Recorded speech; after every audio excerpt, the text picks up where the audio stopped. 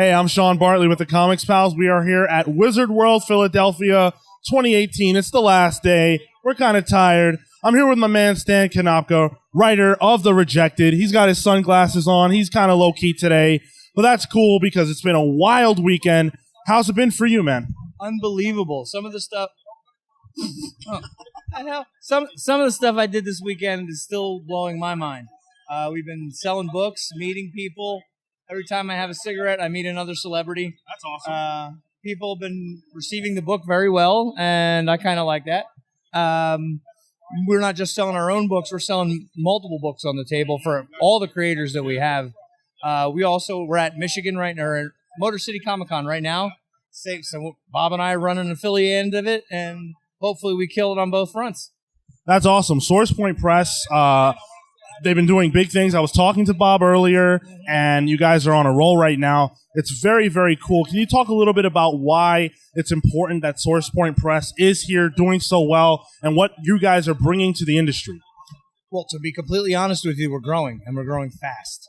We're run by a bunch of geniuses who know what they're doing. They know what kind of books to make. They know how to edit them. Are you one of the geniuses? No, I'm a cog. I'm but a soldier. But movies, board games, comic books, graphic novels, even a vinyl album we just pressed with for Jay Fosgett's Dead Duck and Zombie Chick. It's you can get the vinyl now. And the reason it's so important that Source Point Press does stuff like this, because this is what we do.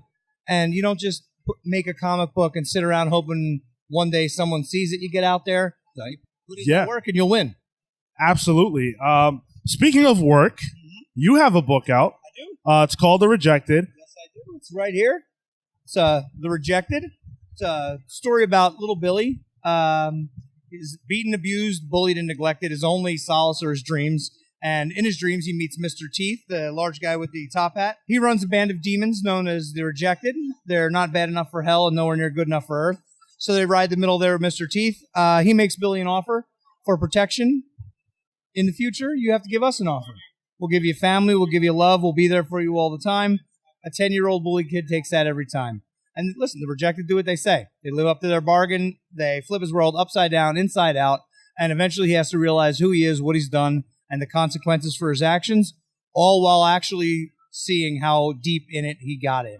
So I actually had the opportunity to read the book. I picked it up from you the other day, and it's really, really awesome. It's very dark, which, I mean, yeah. But it's not just dark. There's like a sadness to Billy's life that you can resonate with. If you've ever been kind of downtrodden in any way, you can understand that mentality that this boy has. And that's what makes it really relatable. So what kind of like went into this? What did you pull from to tell this story? Oh, that's easy. I grew up a chubby redheaded kid with freckles and a mullet in Catholic school. Yeah, go figure, right? So, I got all the bullying you could possibly imagine. At this point in my life, you can call me any name you want. It'll bounce right off me like a rubber ball. So I used a lot of the distress and a lot of the emotion from that to write the book. But it's not necessarily about my bullying. It's about like the overall theme of bullying and how far someone would be willing to go to alleviate that from their life. And that's, it's stuff I know about. It's abuse. I read it every day in the news. You see it every day on TV. Bullying, you can't get away from that anywhere. People are constantly talking about it. And mental health issues, something I'm very close to. So, I added them all into a book. I submitted it originally as a short story to Source Point Press, and the publisher came back and said, yeah, it's good. Change a couple of things, and would you mind adding 30 more pages? And I was like, wow, man, my first time, and you want me to do 30 more pages? I'm like, yes. And then I got home, and I'm like, where am I going to come up with this info? So what I do is I always write notes. So I had a good 45 pages of notes about stuff I wanted to put in the short story, but I couldn't do it because it would make it too long. So I went back and I revisited everything, and there was a dream sequence in the book, the short story. It was 1 page long. Now it's the full dream in the book. Like the whole, when you see all the characters with their names, that was all like a real quick scene in the original script. But I wrote it all out as a note to say, okay, this is what happened when I look back at it so I don't repeat it. So when they said, can you add more pages? I'm like, yeah, I can put the entire dream sequence back in there, and then I'll only have to write 10 more pages. And I did it. And the 10 pages I wrote, I submitted them, And he said, okay, this is cool. Change this, change this. This makes me feel weird. How about do this? I'm like, yeah, boom. I'll edit that real quick, get it right to you. And last year, 2017, we debuted it at Motor City Comic Con, the variant issue. Cover on that one was by Corey Christian Anderson.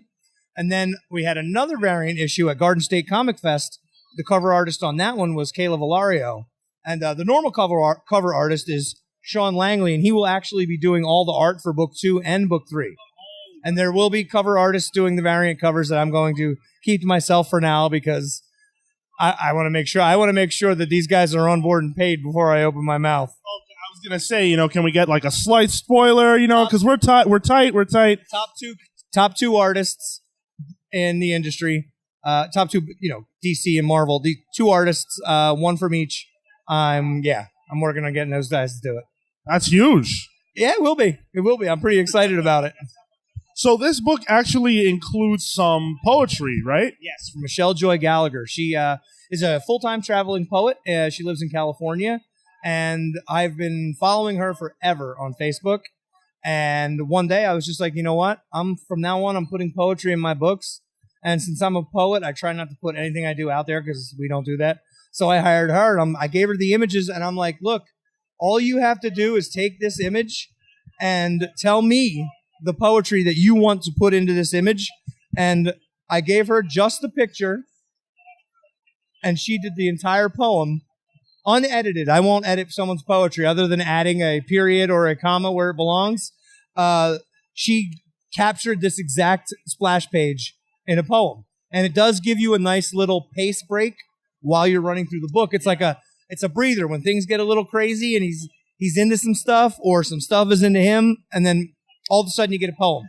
A nice little break, keeps it a little bit lower in your mind, takes the visceral feeling out. But I can't, from this point forward, every book I write, I'm working with her. That's awesome. What I will say for me as a reader was that it added mood. It's a very moody book as it is. Thank you. But it just it does have that break. It does provide that break, but it's also very moody and creepy. She added a lot to this book, I would say. Appreciate that. She is really, really good at what she does, and she's dedicated to it. And listen, if you're going to work with someone, this is a tip for anybody that's doing comics. If you want to do something new, like adding a poem to a book, find someone you trust and, pay them. It's their art. It's their art. Let it be in your book, and let them do what they want. Give them your image. Tell them, I want what you do in this.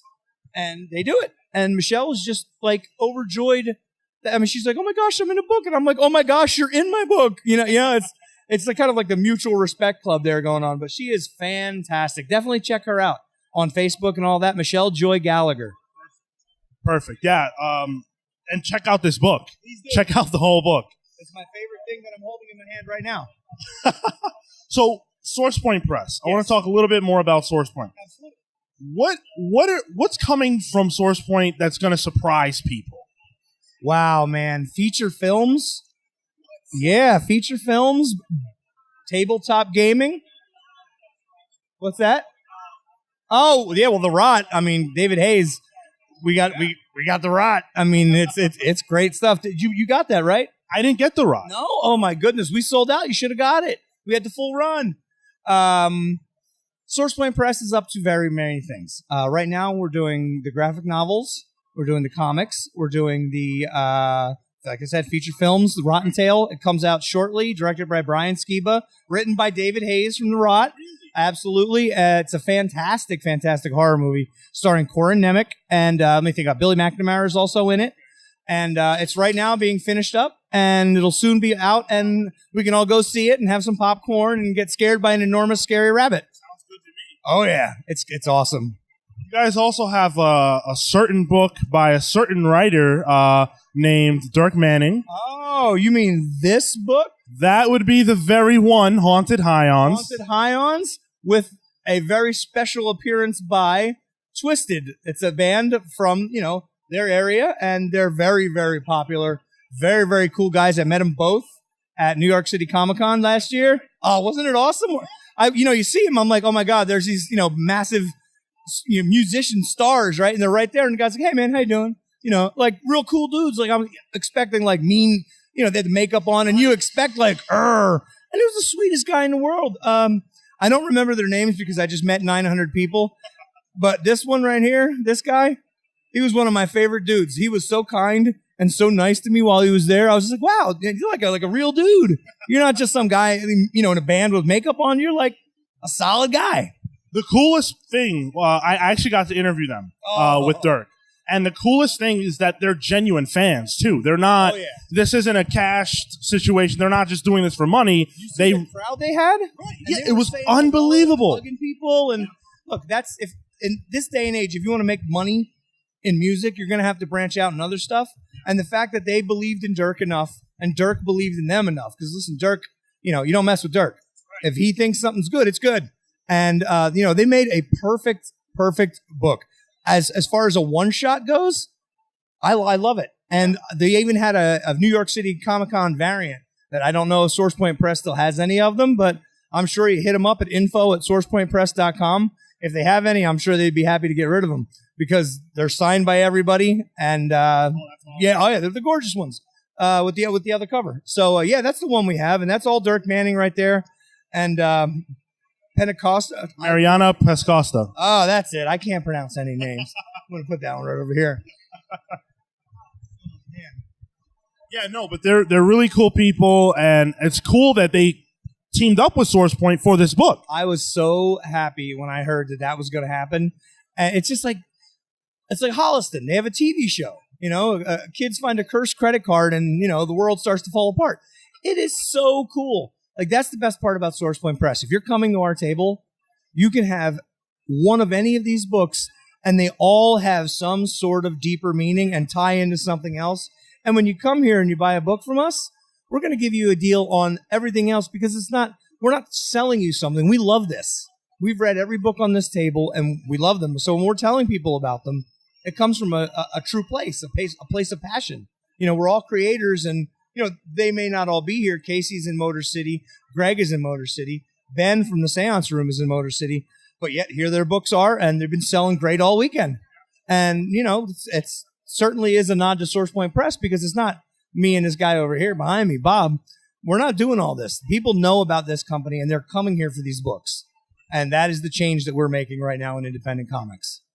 That's awesome. That's very, very cool. Now, where will people next find SourcePoint? We're here at Wizard World, Philadelphia. You guys are also at Motor City. What's the next stop? I believe the next stop for me will be, I think it's Sci-Fi Valley Con. And I believe after that is New York. And after that is Baltimore. And then after that is New York. Those will be the ones that I'm at. Now, SourcePoint Press, I don't have the schedule for the whole company, but they're out every weekend at another con with a group of creators, having a blast, doing what we want to do, that we love. Finally we got to do what we love, so may as well do it right. That's so cool. This industry is really dominated by the big two in a lot of ways, but when you come to these shows and you get on the ground floor, you're meeting people like Stan, you're meeting people like Bob, who really are making these books, making these products, that love the fans, that just want to get their stuff out there. And I think it's cool that SourcePoint is providing an avenue for you guys to be able to get out there and do that and have a support system behind you. They do. These are one of the best group of people I've ever worked with in my life. Seriously. And I've worked with some pretty nice people. Like I said, we're run by scientists, founded by professors and doctors. I mean, this is a pretty good company. And listen, I don't desire another publisher ever. This is who I want to stay with until I'm done doing what I'm doing.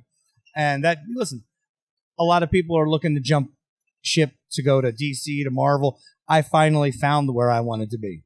So that's why I'm staying here. These guys treat you right. They respect you. They respect your work. And you can trust them. That's the highest praise that you could ever lobby at a company, a business. That's incredible. Yeah, trust. This entire company is built on trust. I trust that when they go to a show and I'm not there, my book will be on the table and being sold. And as the same with us, when they're not all together and Bob and I are out by ourselves in a place like Wizard World Philly, we're bringing all the books that we have and we're going to grind. We're going to press away. We're going to tell people about what we got. We're going to get them on the mailing lists. We're going to do anything that we can to put a product in their hand so that they remember who we are, where we came from, when, of course, the movie comes out and the bosses are driving around in Ferraris and, that type of stuff. So where can we find you online? Where can we find more about your books and everything else you guys have going on? Okay, well, we're available on Comixology, almost all of our titles. You are now available through Diamond Distribution. So you can go into any comic book store, walk up to the guy and go, previews page, whatever page we're in that month, and go, I want this copy. And of course, if you go, buy like 10 copies. You know, this way we look better. But SourcePoint Press is going to blow minds. We just teamed up with Comics Experience. Andy Schmidt is a veteran editor who's at Marvel and a bunch of other stuff. And his school, Comics Experience, is available online. Teaches you how to do comics. If you want to get into this business, buy Andy Schmidt's book and go on that website and sign up to learn. Because they're your front door. Places like that. And I can't recommend the Comics Experience more. I read Andy's book long before I even knew that one day I'd be working with him. And that's literally the book I learned how to write comics with. Yeah, a lot of good rules. So where can we find you personally on the web? All right, I'm on at the Words of Stan on every social media: Facebook, Twitter, and Instagram. There's the only ones I know how to use. I won't. There will be no dog ears or funny noses in any of my pictures, unless someone does it, which will be mean. Don't do it. But yeah, at the Words of Stan on Twitter, Instagram, and Facebook. And every year in April, I run a Comic-Con myself. Not really, actually. I run an Artist Alley myself. It's the Great Philadelphia Comic-Con. In April 2019, we're coming back. Artist Alley will be absolutely kicking. And hopefully the boss has a good menu of people lined up to talk to get some other people in the door. That's very exciting, and I can't wait to see how you guys develop at the Great Philadelphia Con. I'm very excited for that next year. Keep going, man. It's just going to keep going. It's a steamroller. You can't stop us. No way. Awesome. So thank you so much, Stan, for giving me the time today. I appreciate this, man. Thank you very much for interviewing me. It's very mutual. I'm Sean Bartley with the Comics Pals. It's the last day of Wizard World Philly. We're about wrapping up here. You can check out all of our Philadelphia coverage on our YouTube page, which is YouTube/The Comics Pals. And then, of course, we are all over social media at the Comics Pals. Check us out. Be sure to like, share, and subscribe. And we will catch you later. Take care, guys. Peace.